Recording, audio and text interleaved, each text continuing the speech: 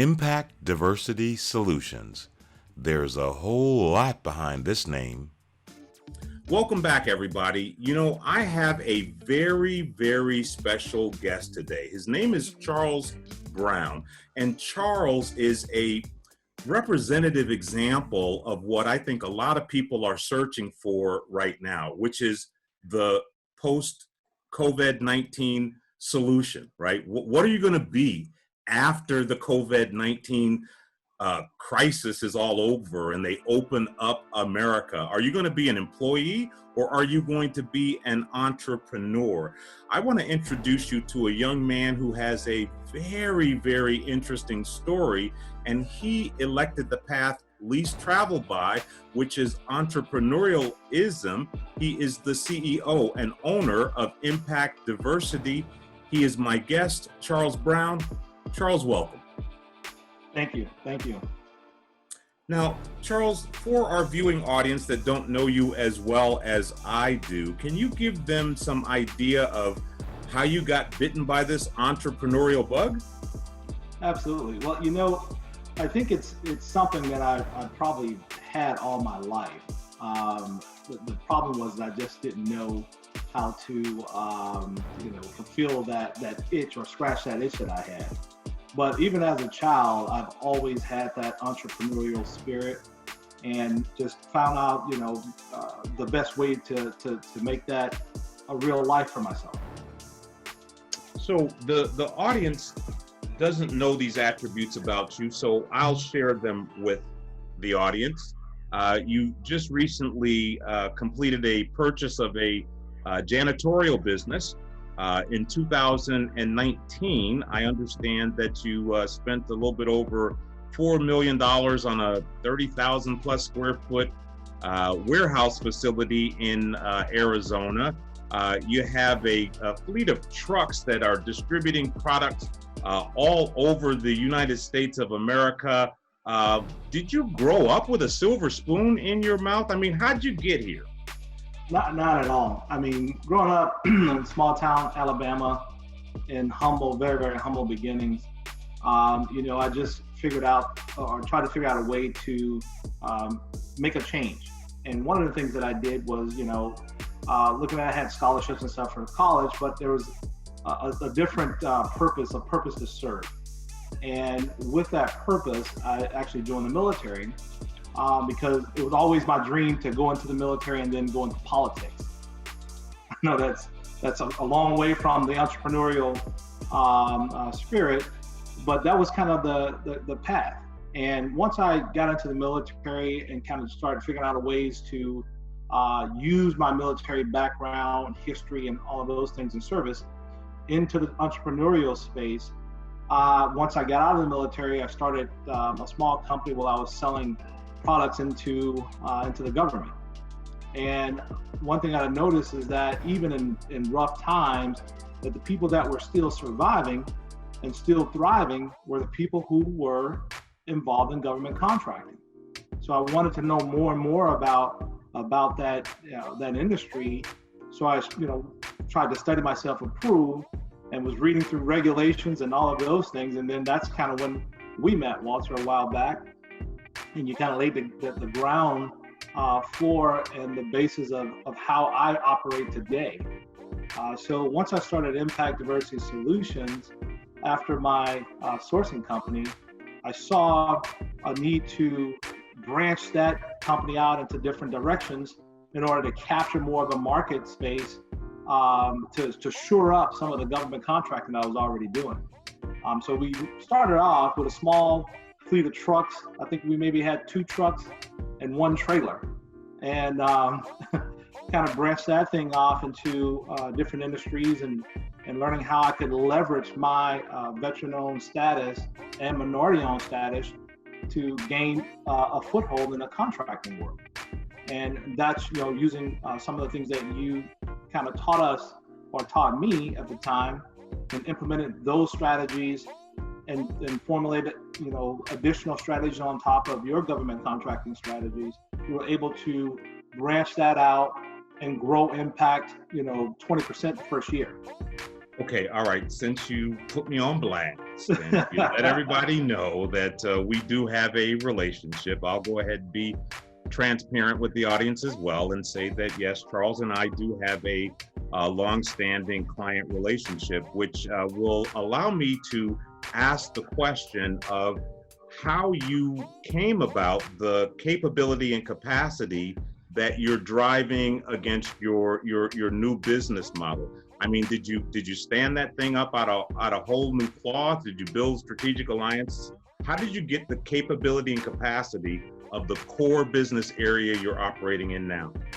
One of the key, I think, links into the chain of how we develop into who we are today is we were able to joint venture with bigger businesses or a bigger business that gave us the capabilities, that gave us the ability to move into larger contracts, into a larger contract offerings because of what they helped bring to the table for us.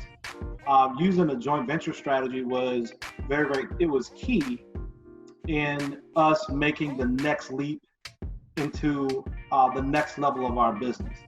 So the joint venture strategy that we implemented and that we're currently implementing now allowed us the ability to move into different sectors or different industries and helped us to branch out into the company that we are now. That allowed us the ability to purchase an additional company that we just acquired that you just talked about earlier, bandwidth from a revenue standpoint, where we could purchase the building that we currently own at our headquarters out of. But it also gave us a foothold to be able to expand our existing business more so across the nation.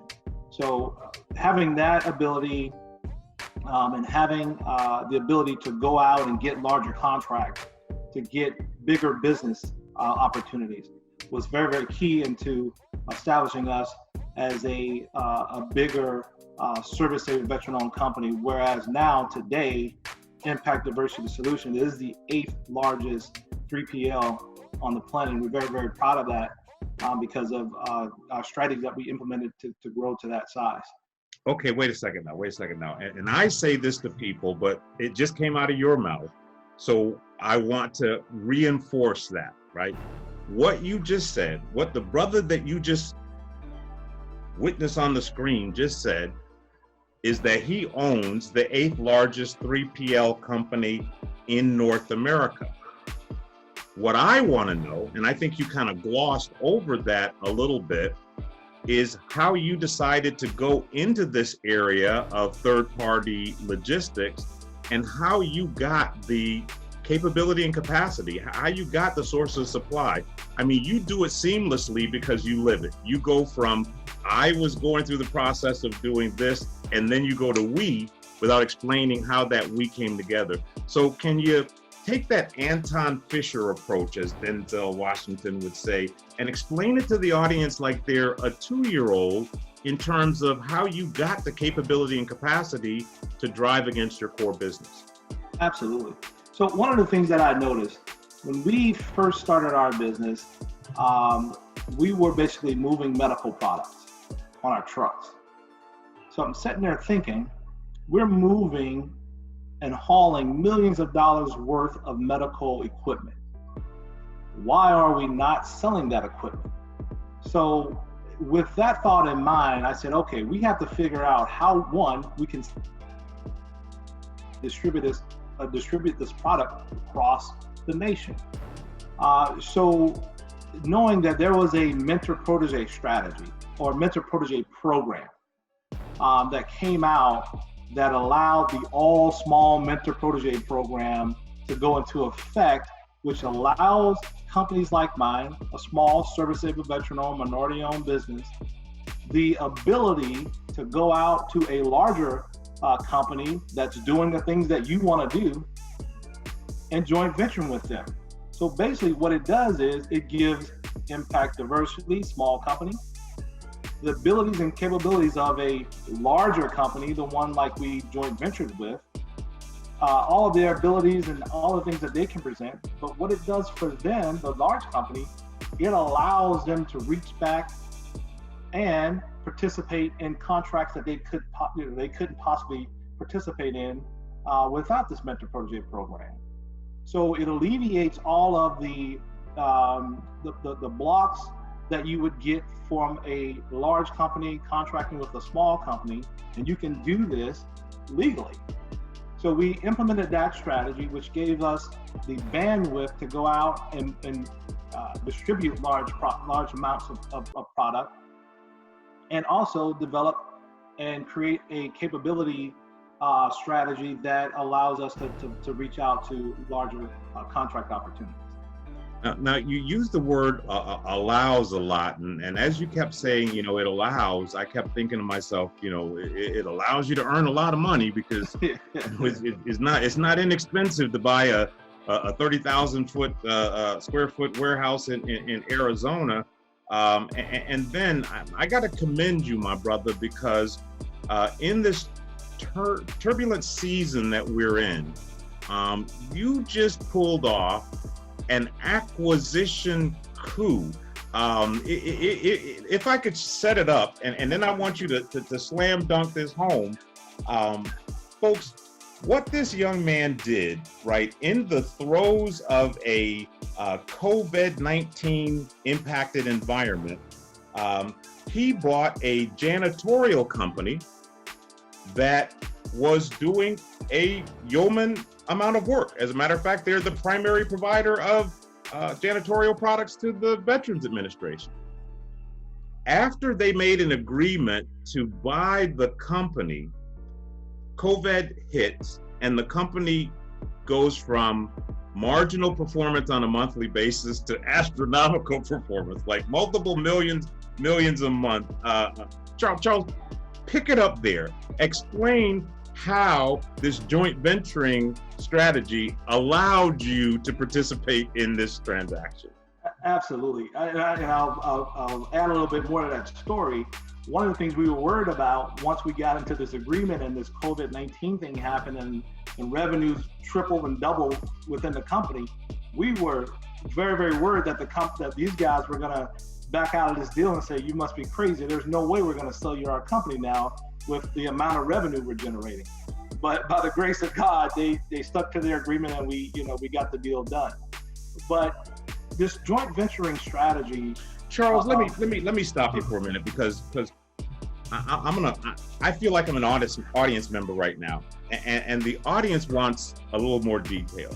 Okay. So you say all this money, and they were doing that. I mean, what kind of exponential or astronomical growth are we talking about? Like, were they doing a few extra 100,000 a month, or I mean, what kind of numbers are you talking about? No, I'll say this. I'll put this in a reference. So we track monthly incomes to the date, starting at the first of the month all the way to the last day of the month. So here we are in the 13th day of this month, and they've already done $1 million in just 13 days. So if revenue trends keep to the way they're going, they'll probably do $2.5 million just this month. So how this company is tracking it's really unbelievable. But the thing is they are the right company, they have the right contracts, and they are in the right business, basically, to for that, and they position themselves to grow in that, in that manner. And what we're going to do is we're going to take that and basically, quadruple those numbers because of the capabilities and all the things that we bring to the table. So we're very, very fortunate. I don't like to say lucky, but I think we were well positioned and able to take advantage of an opportunity. Well, that old adage, Charles, I mean, you're a hard worker. I know that. I've worked with you for some years, and they say the harder you work, the luckier you get. But there is another old adage that I want to ask you about, right? And that's that lesson that we learned from our grandmothers, right? The lessons that we learned from our culture. And that is the lesson that to one whom much is given, much is expected. So the question that I'd like to know is, how do you plan to pay this forward? I mean, how do you plan to be a blessing to anyone else? And do you have any kind of ideas in that direction? To answer that question, one of the things that, or models that we live by within our company is we like to do well by doing good.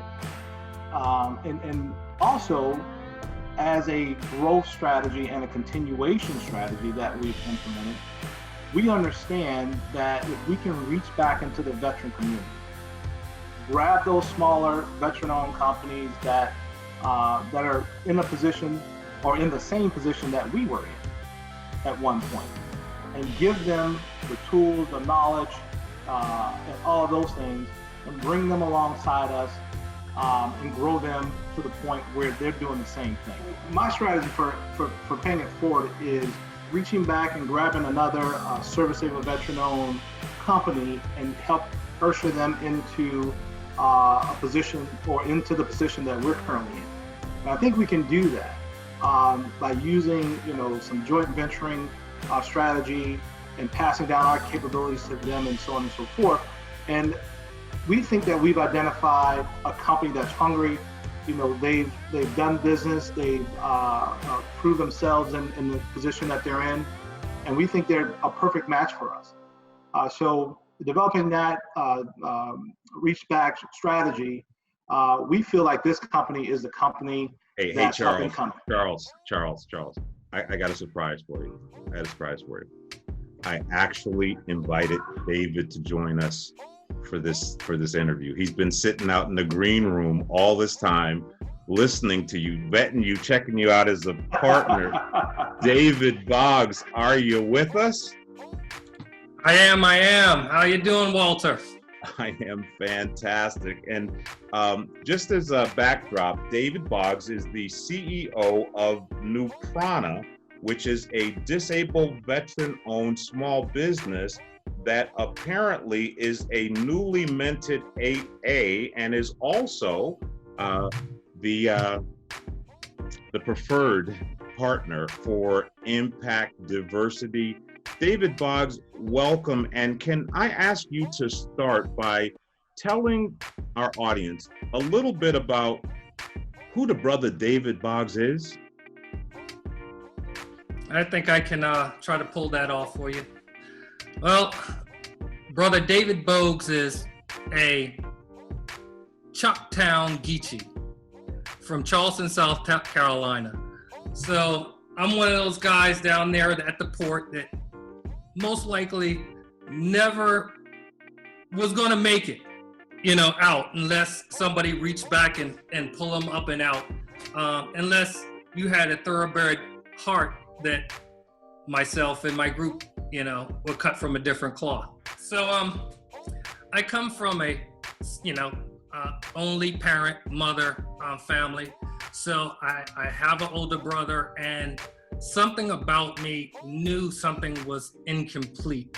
And me going through life, it felt as though I wanted to be somewhere that I didn't have the tools to get to because I didn't have something that was missing. And I knew there was always something missing of when do I become man? And out of high school, I needed to take that and grow that. So I said, how do I become man without dad and household?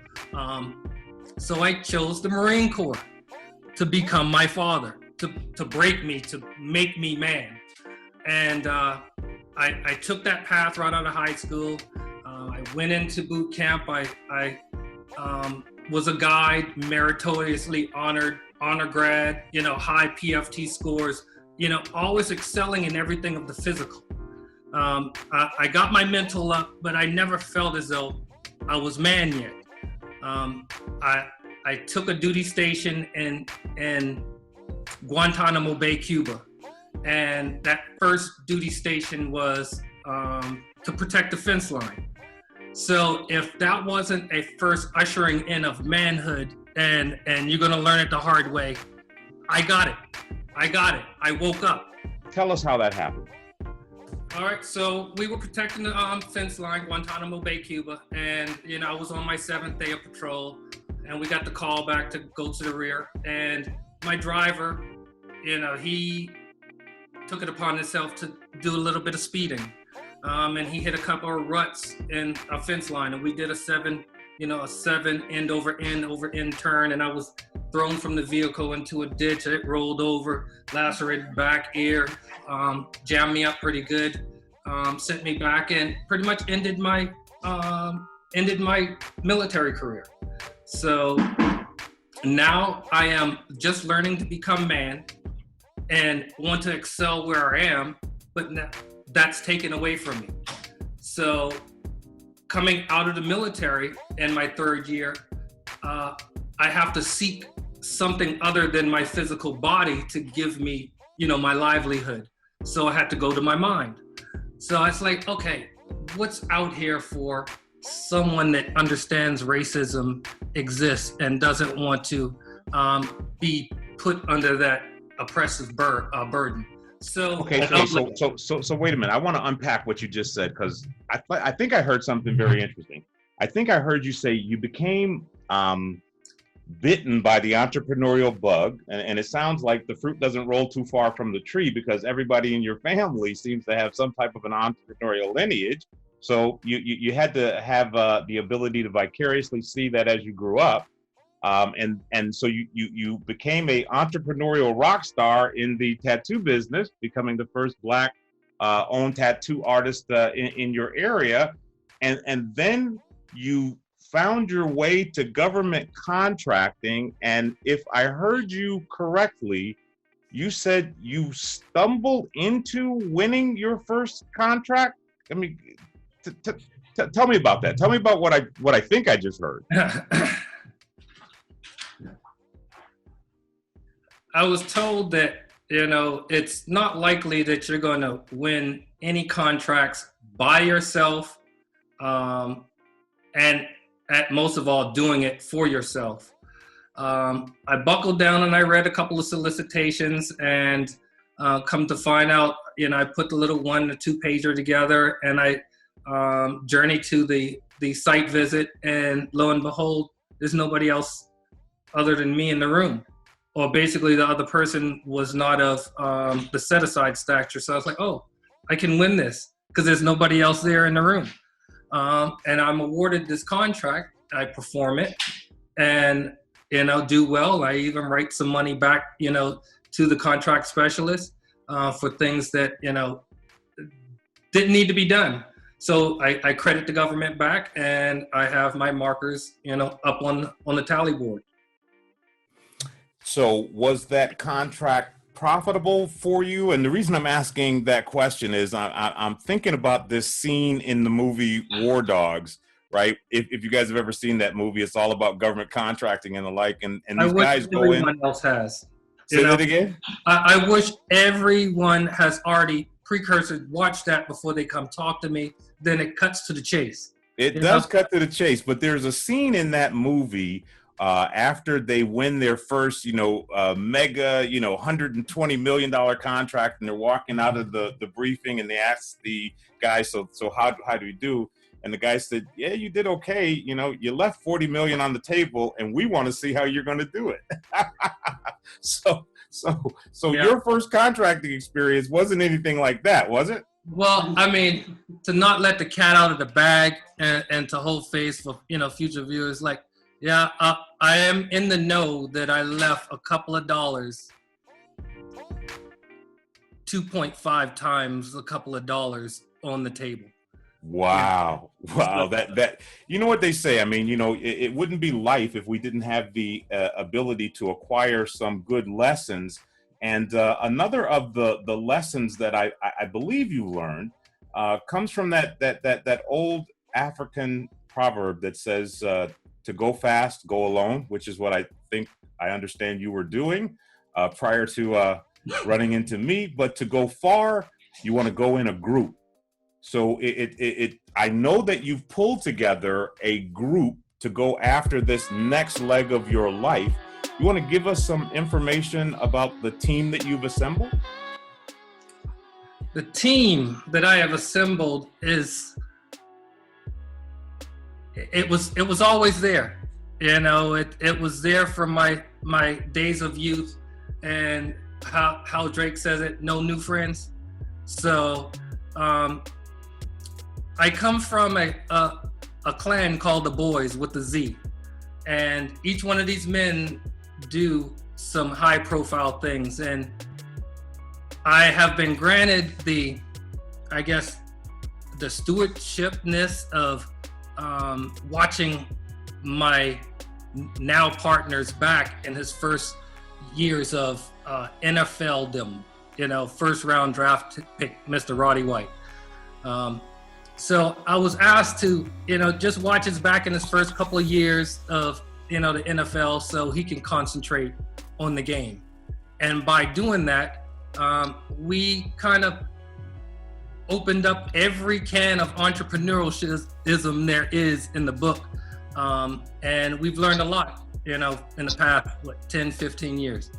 So if I understand this correctly, you and Roddy are childhood friends, and now you are business associates in NuPrana. Is that what I understand? Correct. Roddy runs a company called Running Water LLC, and that was the foundation of our building a business in the beginning when he entered the league. So after I came back to Charlotte in 2009, I founded NuPrana LLC. So one and the same, the companies have business brokerage as its preliminary business model. So now being separate, I was like, hey, I gotta pay it for what he has allowed me to accomplish in the time frame that he's been in the league. So we have melded into our now joint venturism. Gotcha. So I have a question for Roddy, because we hear all of these horror stories about athletes that go out there and they invest money in things and get exploited. But I hear very few stories about athletes that are connecting in childhood relationship alliances like the one you guys have, and more importantly, going after the unique space of government contracting.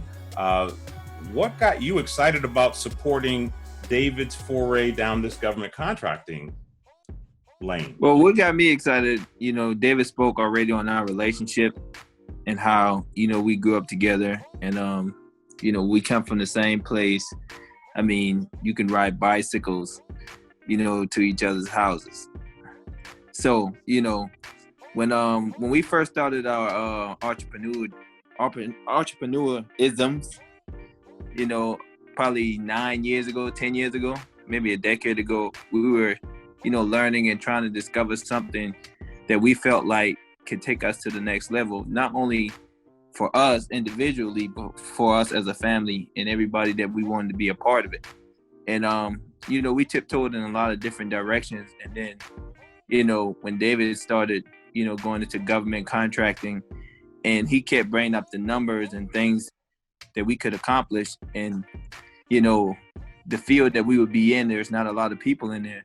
I was like, hey, man, let's go get it, whatever it takes. And he took the necessary steps for us to get there. And we're here now. And I understand, thanks for sharing that, Roddy. David, I understand that you were able to secure your 8A certification yourself. Is that accurate? It is. It is. But you know how you say, I wish that on no man.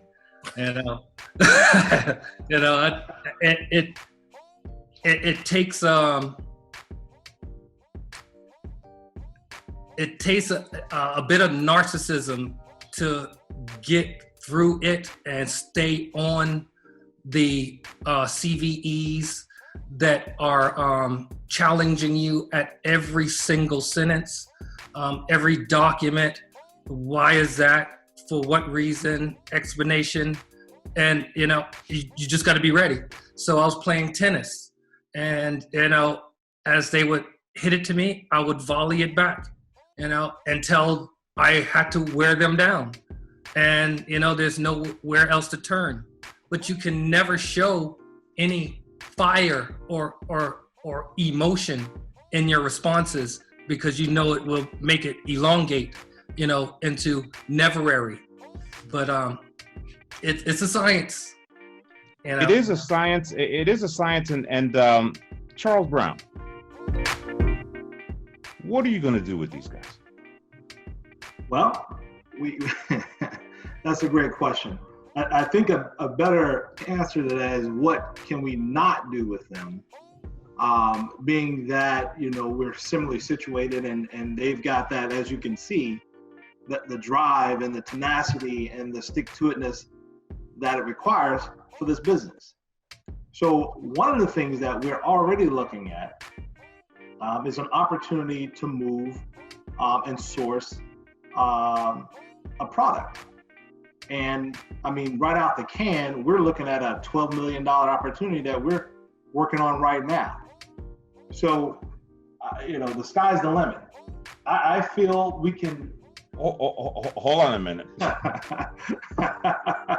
you sprinkle a little money dust out there. You get the cotton genie to show up here.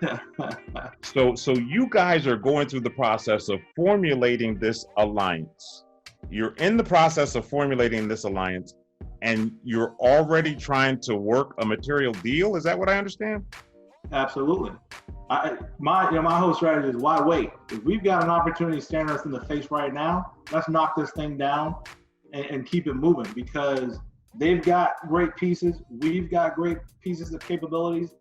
Combining those two things out, like I said, the sky's the limit. And, okay. How did this come about? I mean, was this something that you bought to David, or did somebody tell me, David, how did this come about? How did this product deal for $12 million come about, and the ball guy didn't know about it?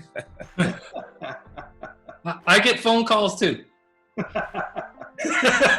There's some people in my wheelhouses that that they call me too, and I got to know when to bring them to the table.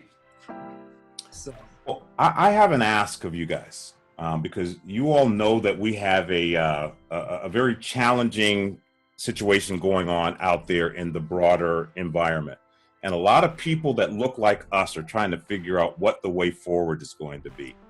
I believe that government contracting offers a viable pathway to them, but they are going to need breadcrumbs, right, in order to follow a path. I would like to use you, Charles, and you, David, as a visual example of what's possible. I'd like to chronicle your success, if you would allow me to, and share it with the audience as examples of what's possible if a group of people that wear the same social uniform come together and practice the right form of group economics. Would you guys be willing to participate in something like that? Absolutely. Absolutely. Excellent. You know what? Since can I introduce my two boys that happen to be here at the same time? You absolutely can, because that's what this is all about. I'll tell you what, JR and Taylor, take a look. I'd like you to introduce you to a few folks. They've been hearing this story since I was, how old? Probably 4 or 5 years old. I told them I got to make something on myself and come into the screen. All right. Taylor and JR, meet Mr. Charles Brown and Mr. Walter Cotton, and Roddy's down here. Yeah. Good. How are you guys doing? Look forward to seeing you one day. Good. You too.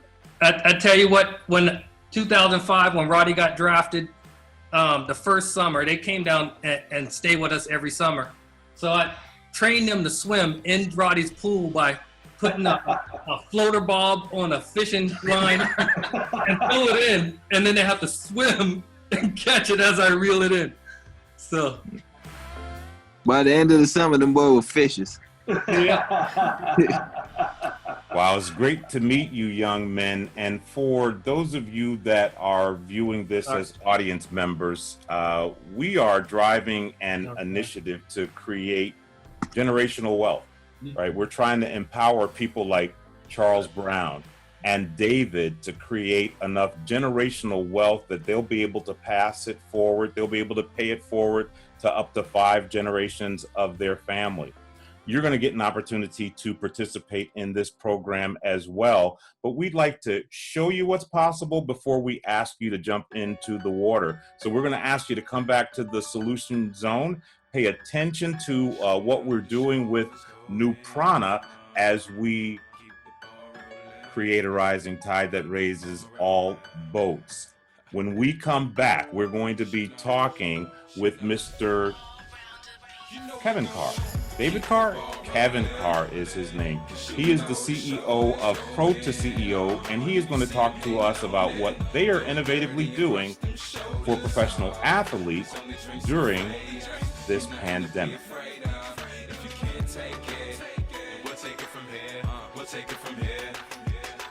So we'll take it from here. Gon' carry on, we gon' run it this year. I'm talking marathon. When they endorse, of course it'll triple. Triathlon. So if you up for the ride, then put your saddle on. We on the change from platinum nothing to platinum. Only plaque that I've seen yet is in back of my gums. On the market set, go set it from the get-go. I'm the purist, this is insurance. I only want the green, you can hold the gecko. Cause they all stay the same shit. So I'ma coin a phrase to change it. We here now, and we ain't playing fair. Used to be poor, so as kings, we gon' reign here. I'm ahead of my class, while they sit in the back. I learn to master the charts like I'm sitting in math. I know they felt the wrath when I came here. Perfecting my craft, they losing their grasp, so we gon' take it from here. Keep the ball rolling, cause you know the show is going on. If you see them hating on it, do them dirty and brush them shoulders off. Cause only drinks can fade us, there's nothing to be afraid of. If you can't take it, then we'll take it from here, we'll take it from here. My whole team is butter, that's why we on the road. And we coasting. So park your thing, cause can't nobody come close. We making it spread while we toasting. Cause everybody say they real, we thinking not at all. That's why I'm appalled when they put me in their category. Why would I blend trying to be part of the cattle fall? Status is what real ill niggas will battle for. So not at all will I accept simplicity. It'll take a skilled lyricist to get rid of me. Only then will I accept defeat. As for you, your throne has been overthrown. Rule number 1, your rule is over. Feel free to roam. Don't let him what? Figured I get up in my zone. He with the will to win shall cast the first stone. There comes a time where secondary is not enough. Your control is temporary. Your time's up. No worries, we gon' keep the ball rolling.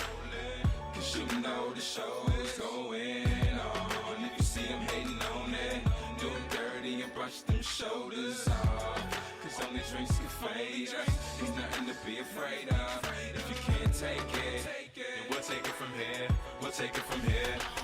You can accept the responsibility, and even if it's a possibility, I would advise you to, and I will be obliged if you give it to me. We just making it clear, if you can't hold on, then we'll take it from here. Keep the ball rolling, cause you know the show is going on. If you see them hating on it, do them dirty and brush them shoulders off. Cause only drinks can fade us, there's nothing to be afraid of. If you can't take it, then we'll take it from here, we'll take it from here.